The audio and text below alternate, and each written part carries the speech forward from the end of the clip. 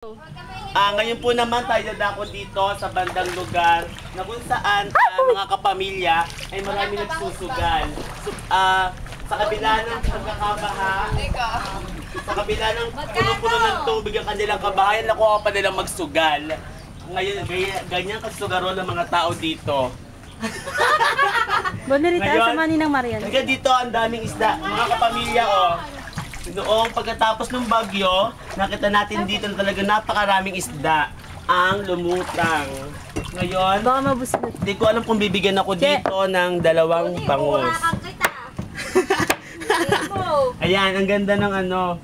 Ito naman, kuya, pwede sa ma-interview.